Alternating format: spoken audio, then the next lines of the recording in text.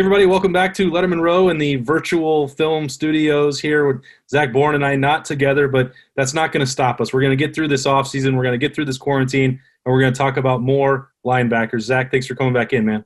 Of course, man. Anytime we can talk about football and quarantine, it saves me, man. It's our release, right? Sooner or later, we're going to be like at Roosters or somewhere having a beer watching football, but for right now, we're talking about it. Yes, please. Let's count down to that day when we can talk football and have a little bit of Roosters wings and beer. But until then, we're just going to keep speculating. And this Ohio State linebacking core, they're only losing Malik Harrison, so there's a lot of veterans, but there's also some young guys that are really, starting to push for more. And when KVaughan Pope got opportunities to play last year, he really made the most of it, Zach.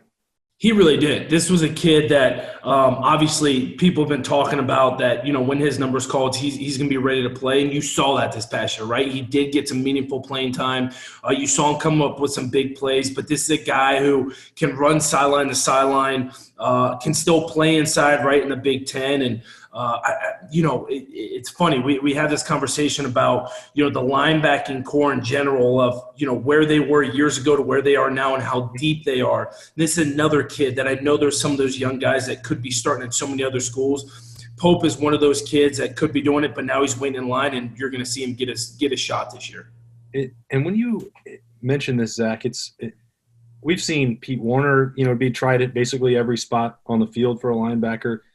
Baron Browning, another guy you've touched on a lot, who's moved around.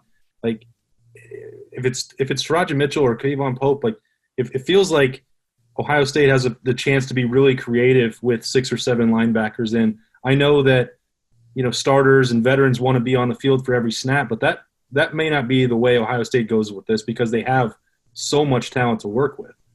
Well, I think you have 5 linebackers who can really play, right? You already touched on, Borland and Pete, and then you got Baron Browning, Taraja Mitchell, and Pope, right? All 5 of those guys can really play linebacker, and I think you're right. All 5 have to see the field. As a middle linebacker, I love getting in the game, and, you got the sweat and blood and going on, right? And you get in the zone, and you want to be out there every single play. Yeah. But I do think there's going to be some kind of rotation. I also think Ohio State can get very creative. We know the defensive line lost a lot, right? Maybe you might see them going to maybe a 3-man front, and you're going to see more of a 3-4, and you're going to see 4 linebackers in the game, right? They're going to do different things to be able to get more of these linebackers who are now a veteran group who bring a lot to the table, whether it be all the way from Baron Browning to Taraja Mitchell, right? The opposite ends of the spectrum, and the other 3 guys are somewhere in between. But this is a group that can make plays, full of ball players, and listen, they lead that defense. This defense, you saw what they did last year. They're going to be just as good this year, and it starts in the middle with those linebackers. Yeah, and KVaughan Pope, when you make a couple interceptions at Ohio State, even if it's late in the game, that gets people's attention. So he's building a little bit of momentum, trying to fight. Didn't get a spring ball to really compete for that job. But once they get back to business, he'll be in the mix, and here's why. Zach's going to break it down right now. Let's roll the tape. All right, Zach, you look at these clips, and, yeah, late against Maryland or late against Rutgers, not always going to be the most significant reps that you're ever going to see in your career, but they still count, right? No, they really do, right? And what I love about seeing these clips, you're still seeing Pope here read and react, right? You're seeing him, the play action. The quarterback from Maryland was a running threat. He still gets back in his drop, is able to read his eyes and make a play. And listen, people may want to say they threw the ball right to him. When you need to make a play, you make it, right? And not everyone makes the play. He makes it right here. He's got good hands, drops underneath, right? Maybe you should have caught it on the first try. Still makes the play, throws a little stiff arm there, and does what he needs to do. That's why you guys are at linebacker, not playing wide receiver, right? No doubt, except we are on Hand's team. I'm sure and Pope is on Hand's team as well. All right, so here you go. This is that game, and we'll probably be talking about this one a lot with guys that were flashing in the second half. He makes another big pick, but he was also throwing around his body here. You look at 36, he's flying to the football. I know that's the kind of stuff you love. He is, and this is what I love about here is Taraj and him have an understanding, right? Taraj is here on a blitz. You see him go up there. Pope knows, hey, I'm playing in the middle of the field now. I don't have my tandem backer. They call it the backers tandem, right? The Mike and Will playing together. Taraj is on a blitz, so Pope knows, hey, I'm cheating back over. I know I got to get everything that comes to the second level. He sees the play, reacts to it, and is making a play outside of the box at the line of scrimmage. And that tells me, he understands his footwork, understands his angles of attack, and he's making plays and playing downhill. Yeah, I think you always find out like how much a guy really wants to hit when they get in these opportunities because, Rutgers is still trying to score in this game, and Ohio State wants to run up that margin of victory even if they're not want to get their starters hurt. So you have to go out there and actually play, 100%, or you're still going to get beat, even if it is Rutgers, even if it's against Maryland.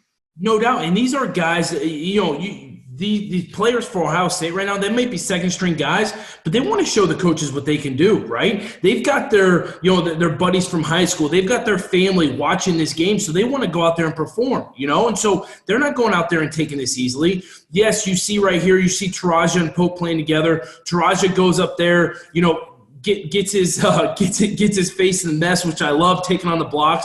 But you also see Pope playing over top here, right? He feels Taraja come in there, plays over top, sees the gap, shoots, and makes a play at the line of scrimmage. That's what you love to see from a linebacker, playing downhill.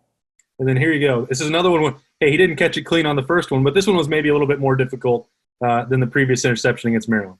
It was. You see him playing at the line of scrimmage, right? And you see them filling all the gaps. It's obviously some kind of man coverage here that the Buckeyes are playing. They're manned up. Pope here sees it, knows, hey, I'm not getting any penetration. Instead of sitting there at the line of scrimmage and trying to play with the offensive lineman, he does his job by throwing a little bit of a pick there, drops back off of it, kind of a spy, sees it, jumps up, tips. You see his athletic ability right here, right? This is a guy who can make the play. He's got a knack for getting to the football, and you're seeing it right here with another interception. Make a couple picks, like I said earlier. That's going to get people's attention. That's going to give you a lot more confidence as an Ohio State Buckeye that maybe you'll be out there more for the Silver Bullets, looking for that chance as soon as Ohio State gets back to business so that Zach Boren will have even more clips in bigger games of KVaughan Pope to break down. Zach, appreciate your time, man. Wait for this season to break down some clips. Always. Thanks, man. For Zach Boren, I'm Austin Ward. It's been BuckIQ. We'll see you next time at Lettermen Row. Thanks for watching. Subscribe below to get the latest videos from Lettermen Row. We got Letterman Live, we've got the practice report, we got rapid reaction. Hey, and we got BuckIQ with Zach Boren. For sure. We got recruiting breakdowns with Berm. We got whatever you need. Ohio State football and Ohio State athletics, we've got you covered here at Lettermen Row.